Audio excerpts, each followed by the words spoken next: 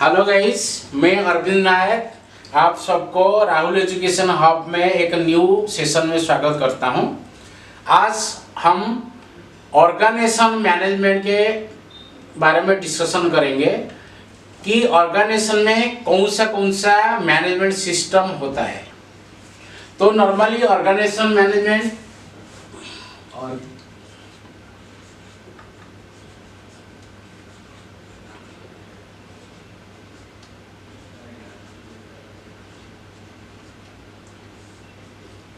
Organisation management system में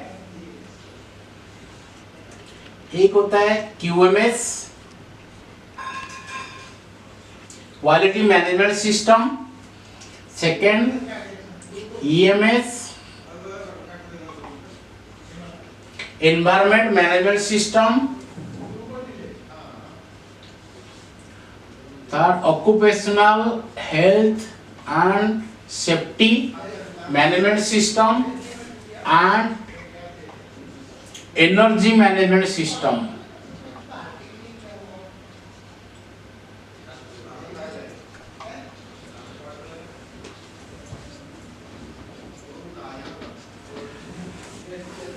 quality management system, environment management system, occupational health and safety management system और energy management system.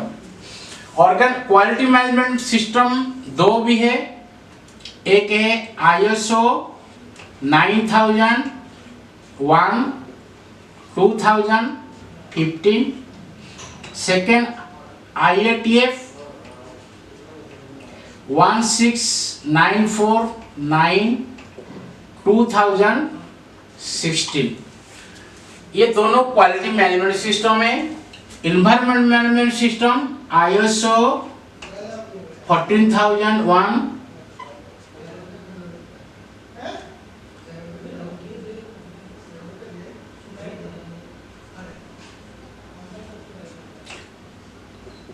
2015, occupational health safety standard ISO 45001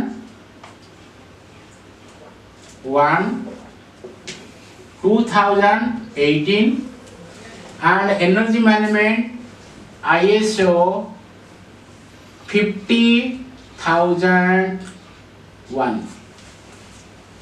तो organisation में normally quality management system लेते हैं, environment को कैसे management करते हैं वो भी सिस्टम लिया जाता है, ऑक्यूपेशनल हेल्थ सेफ्टी स्टैंडर्ड ले जाते हैं और एनर्जी मैनेजमेंट लिया जाता है। तो क्वालिटी मैनेजमेंट में ISO 9001 2015, IATF 16949 2016, EMS में ISO 14001 2015, ISO OSAS में ISO 45001 2018 and energy management ISO 50001। तो आज हम सबको एक एक ट्रेनिंग सेशन में डिस्कशन करेंगे। तो ये सबके बारे में इतने मैनेजमेंट सिस्टम होता है क्वालिटी ऑर्गेनाइजेशन में, उसके बारे में, उसके अलावा कुछ कॉन्सेप्ट जो कल्चर चलता है आप लोगों को पता होगा, TPM total productive maintenance, TQM total quality management system. कुछ ऑर्गेनाइजेशन ह्यूमन राइट्स लेते हैं, SA 8001 2014 एंड ऑल्सो कुछ लेते हैं BSCI। तो ये सब मैनेजमेंट सिस्टम ऑर्गेनाइजेशन में रिक्वायरमेंट होता है। तो ये सब हम एक के एक हम डिस्कशन करेंगे। तो आज हम जो डिस्कशन करें मेनली क्वालिटी मैनेजमेंट सिस्टम के बारे में डिस्कशन करेंगे कि ISO 9000 कौन से ऑर्गेनाइजेशन लिया जाता है और IATF कौन सा ऑर्गेनाइजेशन में लिया जाता है।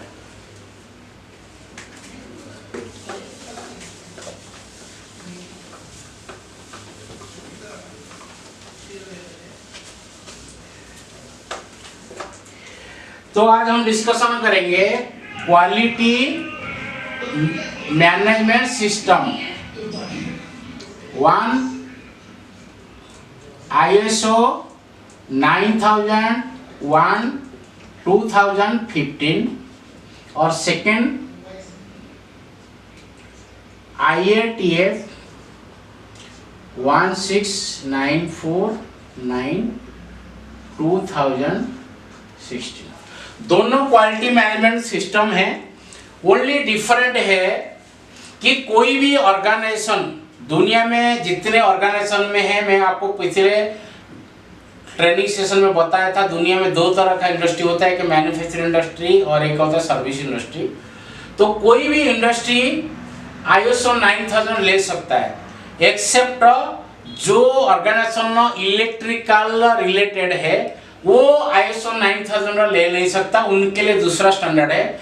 बाकी electrical item manufacturing, electricity power generate करना, इलेक्ट्रिकल प्रोडक्ट बनाना, वो ऑर्गेनाइजेशन को छोड़ के बाकी दुनिया में सर्विस सेंटर हो, NGO हो, हॉस्पिटल हो, कोई शॉप दिया है, कोई हाउस होल्ड इंडस्ट्री हो और कोई ऑटोमोबाइल इंडस्ट्री हो, सब कुछ ISO 9000 ले सकते हैं।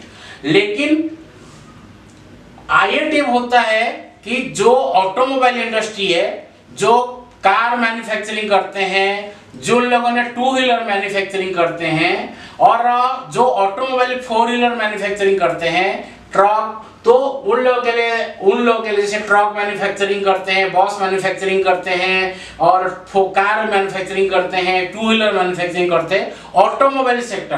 तो दिस इज फॉर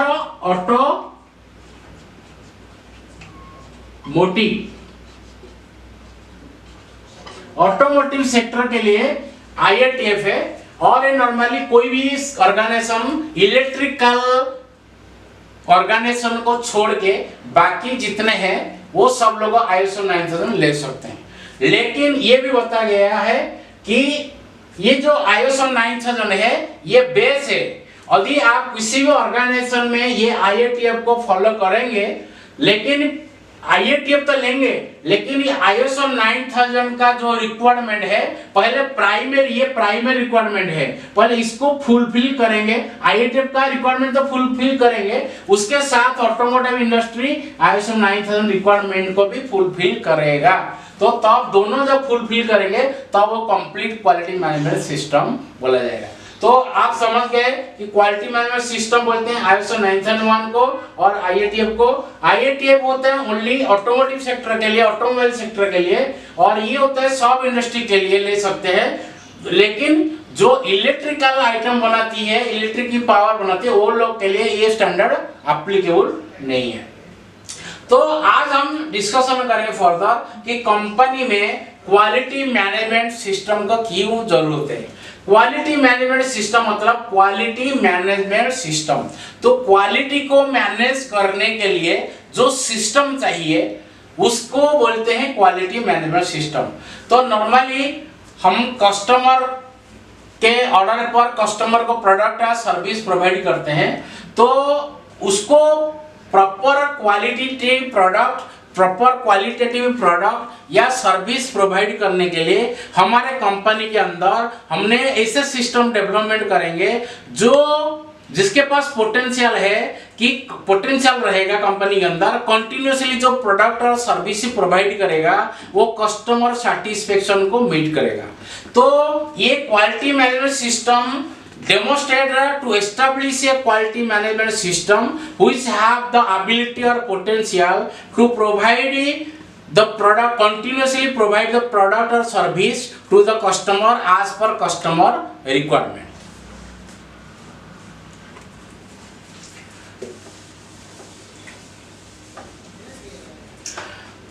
तो सबसे पहले ये हम बताएं, डिस्कशन करेंगे कि क्वालिटी मैनेजमेंट सिस्टम और ISO 9000 कैसे आया और नॉर्मली IATF कैसे हुआ, और उसके पहले कुछ लोग जानते होंगे IATF पहले ISO TS था, तो उसके बारे में सबसे पहले हम डिस्कशन करेंगे। नॉर्मली क्या होता है, जो ISO सिस्टम होता है, ISO हर 5 साल में, जो मैं बताया था पिछले में, मैंने ISO जो होता है ये इंटरनेशनल ऑर्गेनाइजेशन फॉर स्टैंडर्डाइजेशन, ये स्विट्जरलैंड में जेनीवा में है, जो हर प्रोडक्ट के लिए स्टैंडर्ड पब्लिश करते हैं और ड्राफ्टिंग करते हैं। तो ISO में जो है ड्राफ्टिंग, फाइनल ड्राफ्टिंग बॉडी होता है और drafting international standard, drafting international standard, final drafting international standard. ये कमिटी, ये सब लोग क्या करते हैं, आईओसी में जो बॉडी है, मेंबर है, ये लोग हर 5 साल में हर नया नया स्टैंडर्ड रिवाइज करते हैं या न्यू स्टैंडर्ड को ड्राफ्टिंग करते हैं। ड्राफ्टिंग करने के बाद उनका वोटिंग होता है। कभी कभी जो सर्टिफिकेशन बॉडी से भी उन्होंने व्यू मांगते हैं, कुछ सजेशन मांगते हैं। और उसमें जो टेक्निकल आईओसी के लिए जो क्वालिटी मैनेजमेंट के जो टेक्निकल कमिटी होता है TC 176, वंस ये टेक्निकल, इसको बोलते हैं TC टेक्निकल कमिटी 176 आईओसी का, ये टेक्निकल कमिटी आईओसी स्टैंडर्ड को ड्राफ्टिंग करते हैं और ड्राफ्टिंग करके वोटिंग करते हैं। यदि वोटिंग में यदि greater than equal to 75% voting मिलता है तो वो आईओसी में कन्वर्ट होता है, उस स्टैंडर्ड को आईओसी स्टैंडर्ड दिया जाता है। जैसे आपका आईओसी 9001 मिला है। इसका मतलब जब ये स्टैंडर्ड को ड्राफ्टिंग करा गया, इसको जब वोटिंग हुआ, ड्राफ्टिंग हुआ, जब टेक्निकल कमिटी 176 जब ड्राफ्टिंग किया, ड्राफ्टिंग करने के बाद जब जो उन्होंने वोटिंग शुरू हुआ, वोटिंग हुआ, वोटिंग में उसको 75% से ज्यादा वोट मिला, इसीलिए उसको आईओसी बोलते हैं। यदि वोटिंग में 66 से लेकर के 75 के बीच में रहता है तो उसको बोलते हैं TS, आईओसी TS। यदि लेस देन 66, 55 टू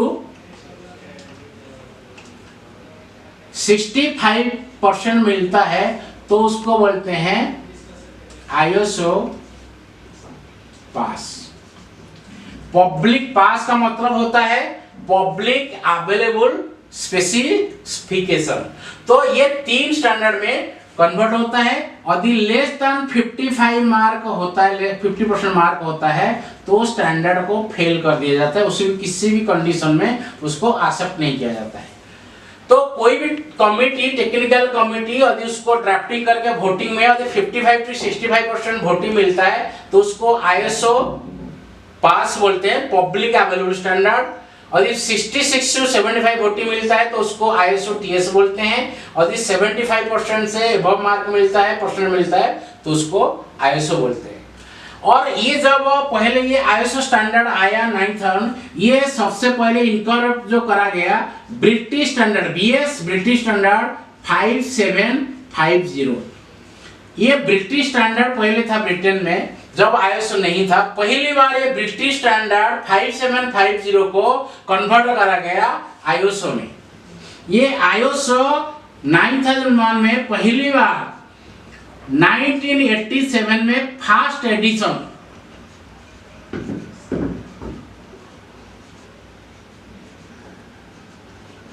ये पहला एडिशन रिलीज हुआ था, ब्रिटिश स्टैंडर्ड को कन्वर्ट करा गया आईओसी 9001 1987 में।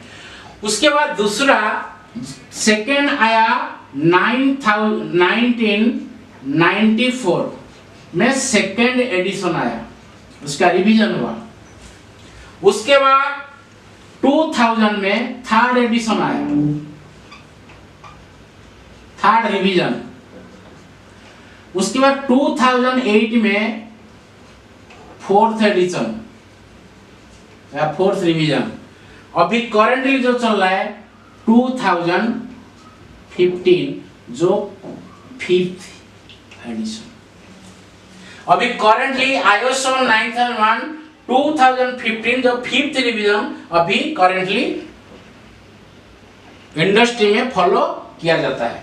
तो ब्रिटिश स्टैंडर्ड 5750 को ही इनकॉर्पोरेट करा गया था आईओसी 9000 में। 1987 में पहली बार में फर्स्ट एडिशन आया था। उसके बाद 1994 में सेकंड रिवीजन हुआ था, फिर थर्ड रिवीजन 2000 में हुआ था, फोर्थ रिवीजन 2008 में हुआ था। नाउ 2015 में फिफ्थ एडिशन या फिफ्थ वर्जन चल रहा है, रिवीजन चल रहा है।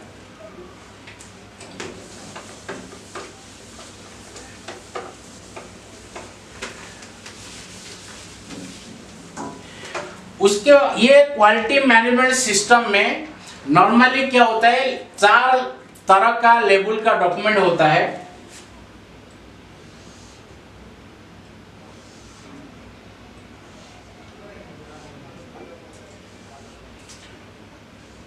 Level one quality management, quality manual होता है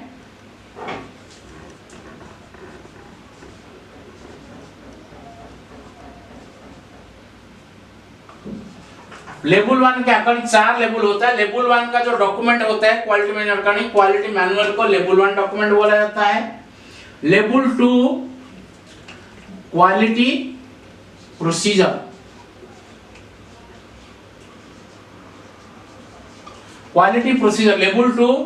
लेवल टू डॉक्यूमेंट जो होता है क्वालिटी प्रोसीजर बा जिसी को एसओपी बोलते हैं, स्टैंडर्ड ऑपरेटिंग प्रोसीजर। लेवल 3 में work instruction, control plan, process एफएमईए,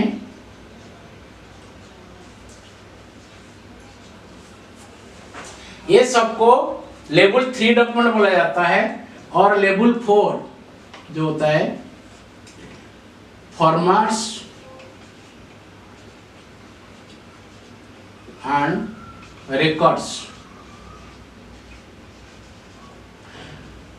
तो इंडस्ट्री में नॉर्मली ये 4 तरह का डॉक्यूमेंट रहता है इंडस्ट्री में। पहले होता है क्वालिटी मैनेजमेंट सिस्टम के लिए 4 लेवल का डॉक्यूमेंट चाहिए।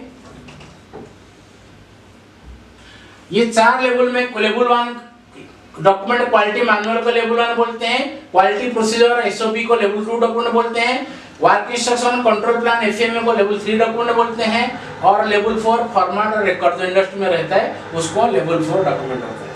और इसके बाद जब हमने क्वालिटी प्रोसीजर और बनाते हैं, एसओपी बनाते हैं, उसके बाद हमने 3 तरह का डॉक्यूमेंट भी बनाते हैं। तो एक होता है कस्टमर ओरिएंटेड प्रोसीजर, सेकंड होता है मैनेजमेंट ओरिएंटेड प्रोसीजर, थर्ड होता है सपोर्ट ओरिएंटेड प्रोसीजर या उसको बोलते हैं बिजनेस ओरिएंटेड प्रोसीजर। तो जब आपके कंपनी के अंदर डिजाइन करोगे, प्रोसीजर डिफाइन करोगे क्वालिटी मैनेजमेंट सिस्टम के लिए, तो 3 तरह का डॉक्यूमेंट आप डिफाइन करोगे। एक हो गया कस्टमर ओरिएंटेड प्रोसीजर। तो सबसे पहले आपको अंडरस्टैंडिंग करना पड़ेगा कि कस्टमर का रिक्वायरमेंट क्या है। तो कस्टमर के रिक्वायरमेंट के अकॉर्डिंग अंडरस्टैंड करके उसके अकॉर्डिंग आपको उसी तरह से प्रोसीजर को डिफाइन करेगा कि कस्टमर ओरिएंटेड प्रोसेस करना पड़ेगा। उसके बाद आपके खुद के जो मैनेजमेंट का विजन है, मिशन है, तो उसको लेके उसको अंडरस्टैंडिंग करके आपको मैनेजमेंट ओरिएंटेड प्रोसेस को भी डिफाइन करना पड़ेगा। उसके बाद बिजनेस पर्पस के लिए बना हुआ है या सपोर्ट कैसे होगा, सपोर्ट फंक्शन के लिए सपोर्ट ओरिएंटेड प्रोसीजर आपको डिफाइन करना पड़ेगा।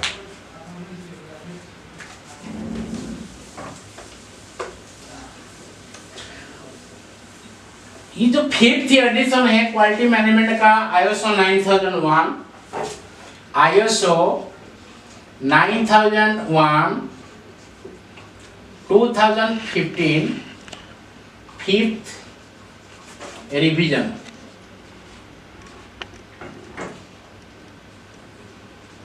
उससे पहले मैं बताया था 4th रिवीजन में था ISO TS 16949। तो इससे पहले इसमें 8 क्लॉज होता था। कितना क्लॉज होता था? 8 क्लॉज होता था। लेकिन ये जो लेटेस्ट वर्जन है उसमें टोटल 10 क्लॉजेस है।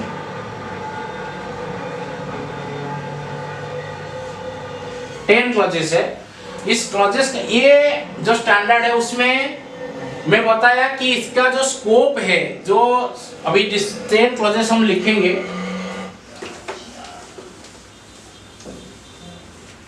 सबसे जो पहला क्लॉज होता है स्कोप, सेकंड क्लॉज हो गया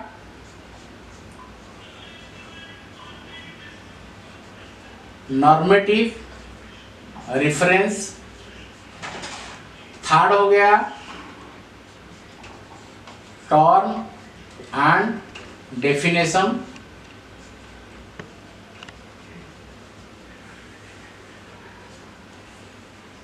फोर्थ हो गया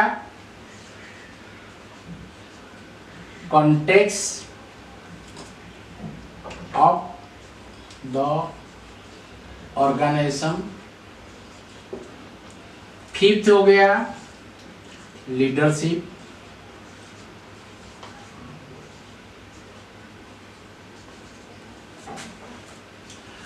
सिक्स्थ हो गया प्लानिंग।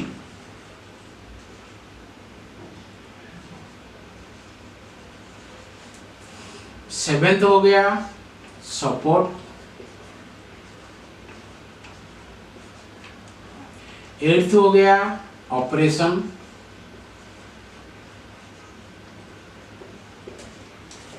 नाइन्थ हो गया परफॉर्मेंस इवैल्यूएशन।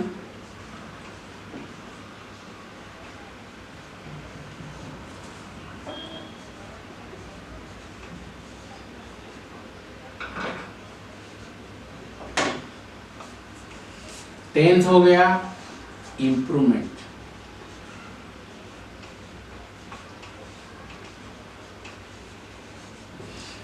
तो ये जो न्यू स्टैंडर्ड है ISO 9001 2015, इसमें ये 10 क्लॉजेस है। पहला क्लॉज है स्कोप, सेकेंड क्लॉज है नॉर्मेटिव रिफरेंस, थर्ड क्लॉज है टर्म एंड डेफिनेशन, फोर्थ हो गया context of the organisation, fifth हो गया लीडरशिप, सिक्स्थ हो गया प्लानिंग, सेवन हो गया सपोर्ट, 8 हो गया ऑपरेशन, 9 हो गया परफॉर्मेंस इवैल्यूएशन एंड 10 हो गया इम्प्रूवमेंट। और ये जो स्टैंडर्ड बना गया है उसमें 8 क्वालिटी प्रिंसिपल के ऊपर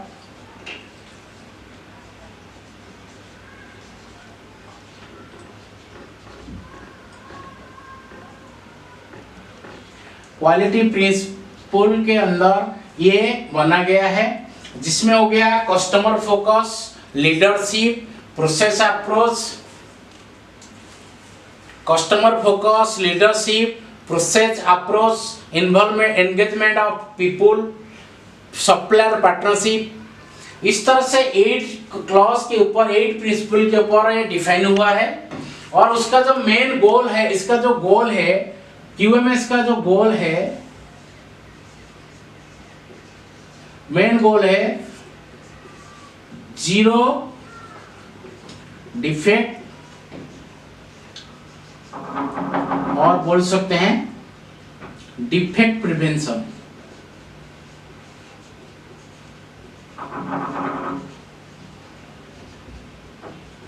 मेन जो गोल है QMS का, क्यों कंपनी के अंदर लिया जाता है, एस्टैब्लिश किया जाता है, quality management should be establish, implement, document and maintain. ये 4 चीज होना चाहिए। कोई भी मैनेजमेंट सिस्टम कंपनी के अंदर एस्टैब्लिश होना चाहिए, इंप्लीमेंट होना चाहिए, डॉक्यूमेंट होना चाहिए और मेंटेन होना चाहिए। ये क्वालिटी मैनेजमेंट सिस्टम को क्यों ले जाता है कि जब ये quality management system demonstrate a management system which should have a potential to continuously deliver the product and service to the customer as per customer requirement। तो उसके वजह से यदि हम क्वालिटी मैनेजमेंट सिस्टम हम एस्टैब्लिश करेंगे तो हमारे कंपनी के अंदर ऐसा एक मैकेनिज्म और सिस्टम डेवलप होगा जो ऑपरेशन प्रोसेस रहेगा इनकमिंग टू लेकर डिस्पैच तक, तो हर स्टेज में और हमारा क्वालिटी प्रोडक्ट और सर्विस प्रोडक्ट ही मिलेगा, क्वालिटेटिव प्रोडक्ट एंड सर्विस मिलेगा कस्टमर को, इसीलिए क्वालिटी मैनेजमेंट सिस्टम लिया जाता है। तो उसमें जो गोल होता है, सबसे पहला जो गोल है 0 defect and defect prevention. Second जो गोल है उसका continual improvement.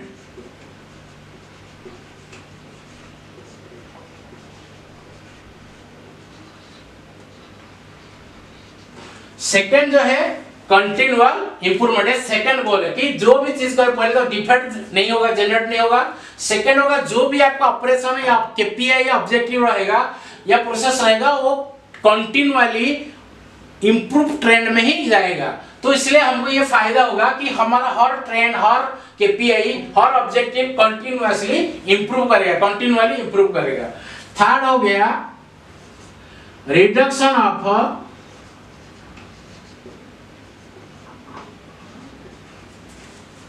Waste and variation in supply chain.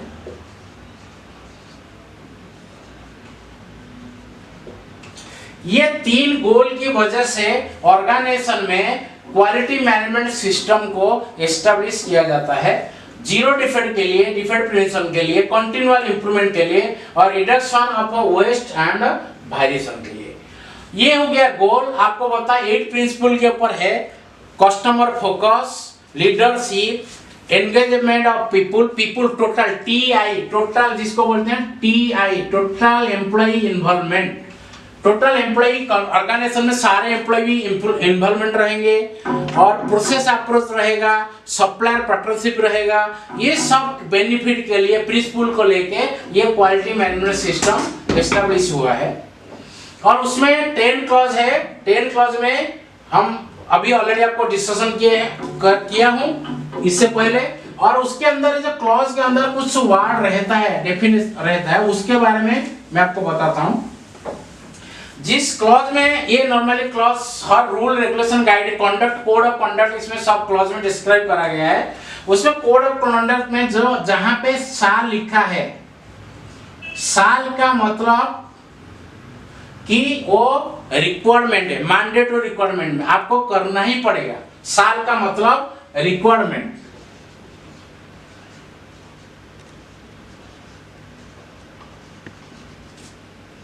Should का मतलब रिकमेंडेशन।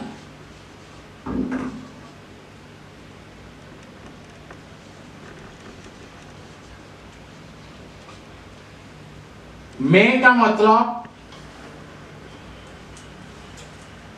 परमिशन।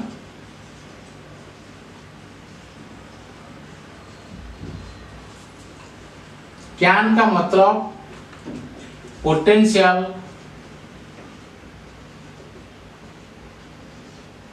और कैपेबिलिटी।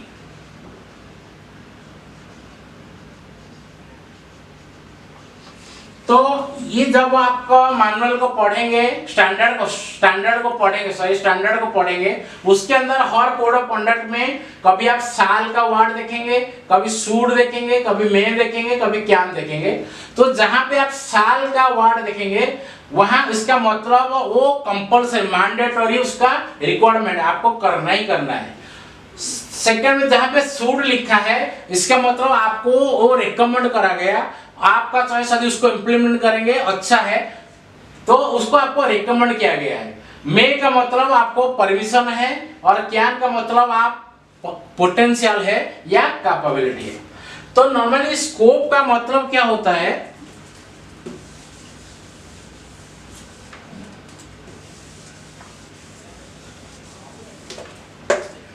स्कोप का मतलब होता है कि ऑलरेडी मैं 2 बार बता चुका हूं। स्कोप का मतलब होता है जब ये स्टैंडर्ड को हम लेंगे, ये डेमोस्ट्रेट करेगा कि ऐसा मैनेजमेंट सिस्टम जिसमें हम प्रोडक्ट और सर्विस ही कस्टमर को प्रोवाइड करेंगे, जो क्वालिटी कंटिन्यूअसली क्वालिटेटिव प्रोडक्ट और सर्विस प्रोवाइड करेंगे कस्टमर को। नॉर्मेटिव रेफरेंस मतलब जो स्टैंडर्ड को ये 2015 ISO 2015 को ये रिफर करके स्टैंडर्ड बना गया है। टर्म एंड डेफिनेशन में आप ऑर्गेनाइजेशन मींस क्या है, और ऑर्गेनाइजेशन नॉर्मली मैं बोलूंगा organisation definite term and organisation means organisation में मतलब वन और मोर पीपल वर्किंग